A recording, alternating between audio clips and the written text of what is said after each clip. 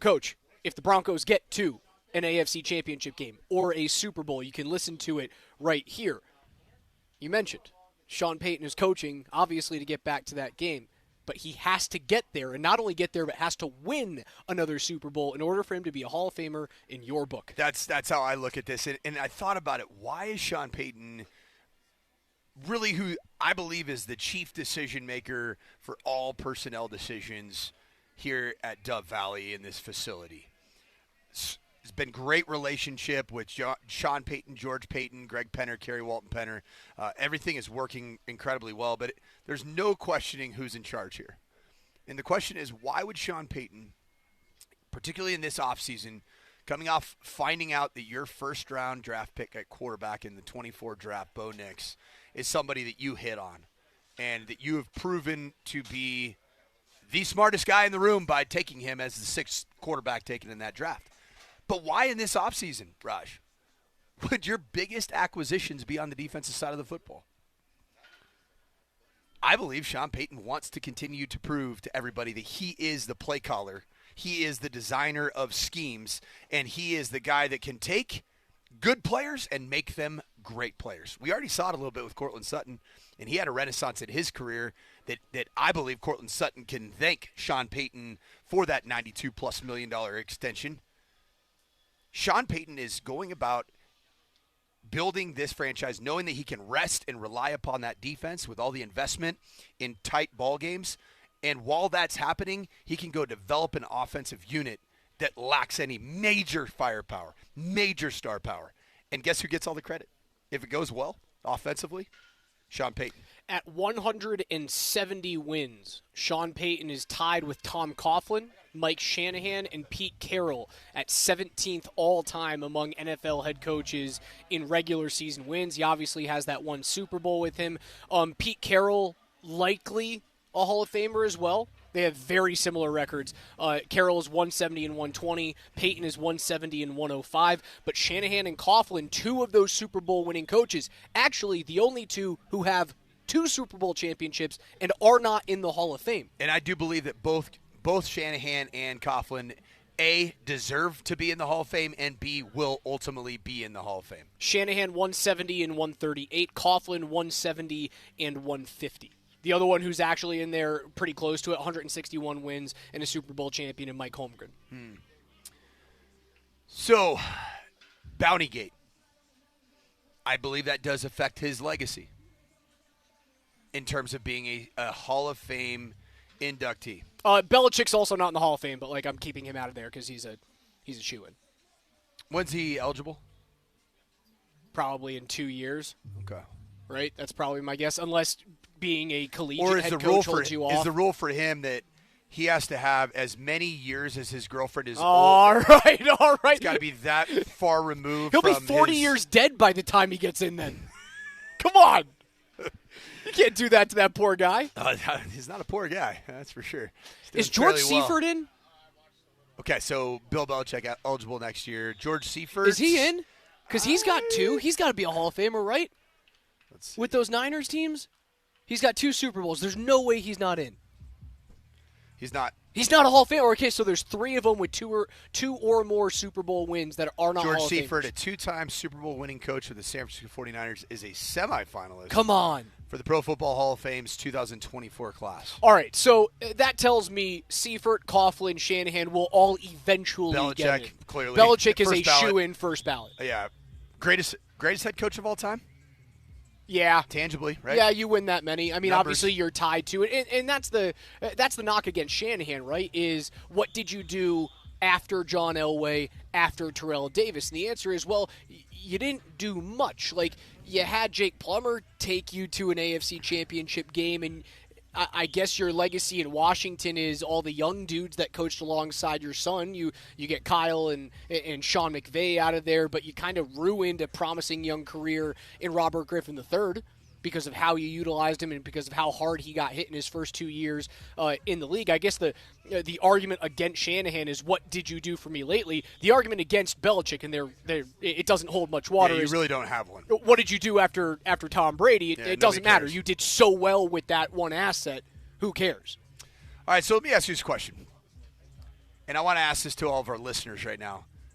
Jump into the Shop Mazda text line at 303-504-0925 and let me know right now.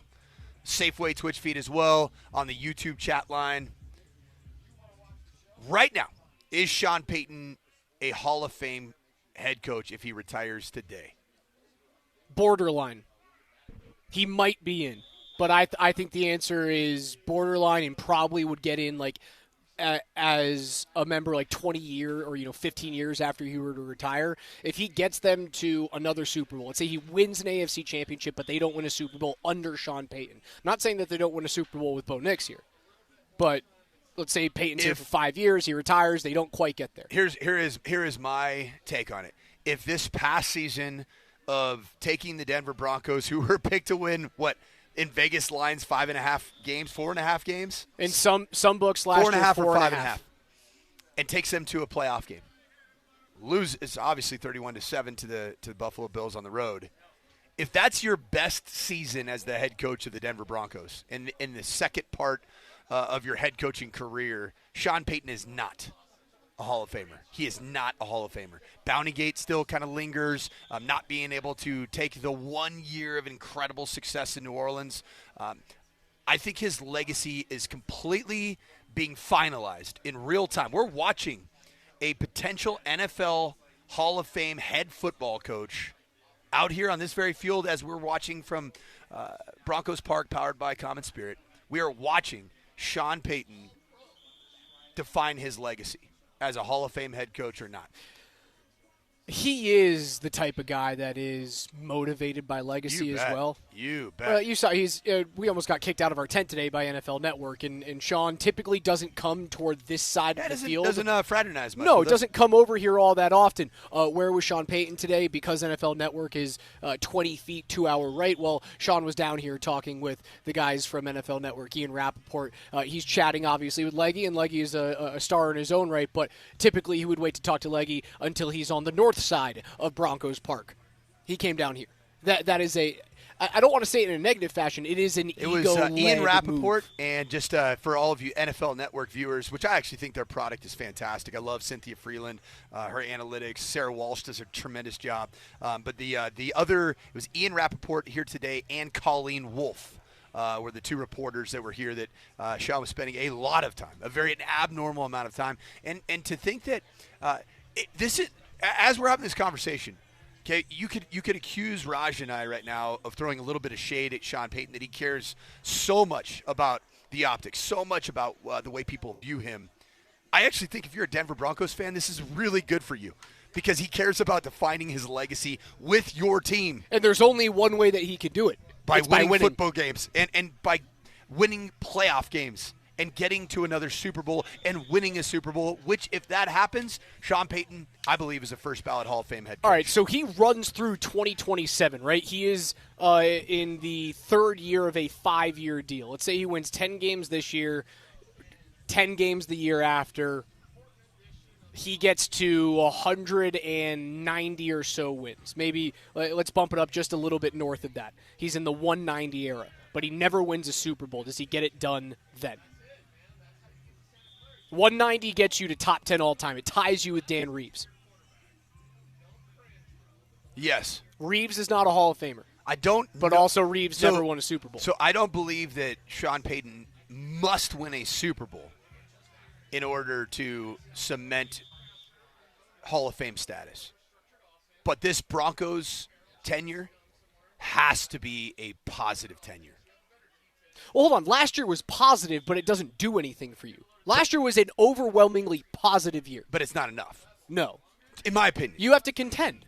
I don't know if he has to win. He has to seriously contend. You have to get to an AFC championship game or two. I would say you have to win one AFC championship game. And then I go, well, you got there with another team. You brought a team back that hadn't really done anything for the better part of a decade since winning Super Bowl 50. You've done enough in my book. He would have gotten to 190 wins. He would have won a handful of playoff games. The quarterback that was drafted 6th in the first round, or 12th overall, 6th out of those quarterbacks in that first round, and taken it in offense, which is going back to your original point of he wants to be the guy to go, well, look what I did in Denver without without Tyreek Hill, without Justin Jefferson, without Saquon Barkley. Right. Look what I did without Drew Brees. I got us close. I didn't quite get it done, but I got us damn close. Mm-hmm. Either way, this is a very controversial topic, and if you look at our text thread and the Safeway Twitch feed right now, I mean, it is as divided as you could potentially. I think this would be a good one for a poll. A poll. If Shawn Payton's career were to end today as a head football coach, is he going to be inducted into the Hall of Fame? And my answer to that would be no. I would say right now it feels about 50-50 from all of our fine listeners. I think he's so close, man. So damn close. Even if it were to end today, 170 wins and a Super Bowl championship is... And who'd he beat in that Super Bowl, right? Like that, he beats Peyton Manning at the height of his powers. And it was also highly emotional because of Hurricane Katrina and the actual venue of which they played their playoff games. Do you think Bountygate is that big of an eyesore still? Still? I don't think about Bountygate ever. Ever. I hardly think about Deflategate with Belichick and Brady. It was a big thing for me for 2 years, and then I went, whatever. Things happen. I don't look at Sean Payton's tenure at the New Orleans Saints as fondly as I would if that had never happened and the ending of... It's a violent sport. Like, I get it. It's not a good thing to tell. He was suspended for... I mean, he was not able to coach. I understand that, but was he the only dude in NFL history that's told players to go out and incentivize them to take someone out of the game? I'd never heard of it before, Raj, and I've been in this game for a long time. You've been around the circles. Okay, all right. I'd never heard of it. And he had a wayward assistant coach that was the one who was really responsible for it. But man, everything. I suppose the reason why I'm able to look the other way, Coach, is because like I'm the baseball viewer that goes, steroids are part of the game, man, and even let the dudes in. You can't tell the history of MLB without the guys. Let's have a conversation. Major League Baseball is not allowing those guys in. Right. I think it's a mistake. Well, the writers aren't allowing them in. It's not Major League Baseball. And clearly, the National Football League is not going to make the decision that anything involving the word gate prohibits you from being in the Hall of Fame. Otherwise, we won't have Tom Brady and Bill Belichick in the Hall of Fame, correct? Once again, if you guys missed the update earlier today. Right? So we had Spygate, Deflategate. Yes. Bountygate. Yes. Any other gates? I mean, the big one is Watergate, but that's not a sports thing. Richard Nixon, is he a Hall of Fame guy?